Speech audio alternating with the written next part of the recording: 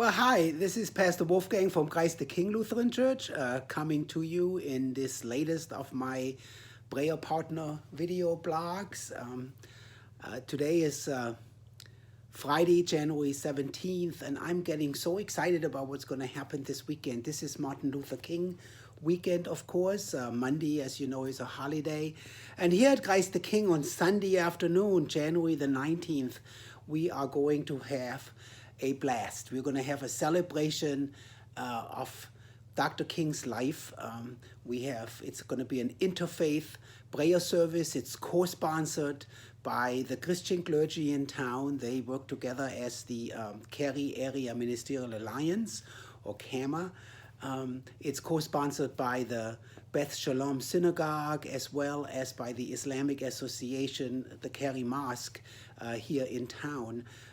And it is one of many events that the town of Cary co-sponsors for what they call Dreamfest, a series of events for Martin Luther King Day during that weekend. They've done that for many years, and this year, for the first time, I think there'll be an interfaith prayer service held here at Christ the King Lutheran Church. We've got the NC State Gospel Choir coming, which we're very excited about. We have Dr. Abraham Caceres with us, a friend here from Cary who is with World House Music and who will present 3 of his original compositions. We have a terrific guest speaker, Dr. Albert Starr, the Director of Multicultural Ministries for the ELCA out of Chicago.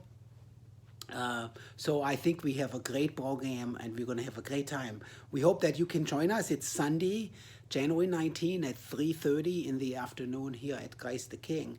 Now, if you can come, please come early, because earlier in the afternoon, starting at 12:30 and running right up to the beginning of the service at 3:30, we've got the NC State virtual MLK exhibition here. It's a big bus, a kind of a tour bus that you go on, and there's a virtual reality presentation that recreates a speech that King gave in Durham in 1960.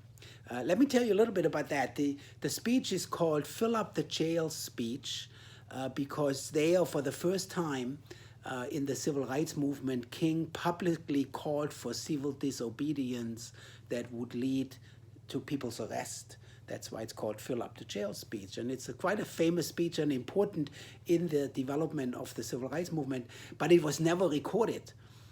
He preached it, or he gave that speech at the White Rock Baptist Church in Durham, which was later torn down, and it was not recorded. All we have is a manuscript. So NC State has this project. It's led by Dr. Vicki Gallagher, who happens to be a member here at Christ the King and is a professor of communications at NC State. And she's been spearheading this project, trying to recreate this speech. They hired an actor and they did this virtual reality thing. So as I understand it, I haven't done it yet, but as I understand it, you have the impression that you're at White Rock Baptist Church and that Dr. King is up there speaking, and you can even move around and look at it from different angles and stuff like that. So it should be fascinating. And that's going to happen between 12:30 and 3:30 on Sunday afternoon here at Christ the King. Dr. King, of course, is an important person in the American culture, in an American history. He's important to me personally, in a sense. Way back in 1960, in one of the Meet the Press programs, King made a famous comment. He said that 11 o'clock on a Sunday morning is perhaps the most segregated hour in American life. And of course, he was right. And he still is right. 50 years later, we are still separated into black churches and white churches, and very few churches are truly integrated and truly multicultural. Earlier in my life, back in the early 2000s, I was a mission developer in Camden, New Jersey, and my assignment and my vision was to start a intentionally multicultural church in a neighborhood that was very much white for a long time, right next to a neighborhood that was majority black, connected by a small bridge. And that little footbridge gave the church its name. It's called Bridge of Peace Community Church. It's still there today, 20 years later. I was there for the first 6 of those years, and it's probably 6 of the best years of my life, I'd have to say. In retrospect, I had so much fun. I got to build a church from the ground up. There was just a building and me and nobody there yet, and me and 2 friends and a couple others, started this, and we built it intentionally. So when I left after 6 years, the congregation was 1/3 white, 1/3 black, and 1/3 Latino. A wonderful mix, and quite an unusual mix, because at the time, 88% of Protestant churches were monocultural, meaning that more than 80% of the members were of one culture or one race or one ethnicity or whatever. And I don't think that has changed a whole lot. I mean, I don't perceive that churches have become more integrated any more than the society has become more integrated. So we are excited about what we're doing this weekend. We think it can set a tone.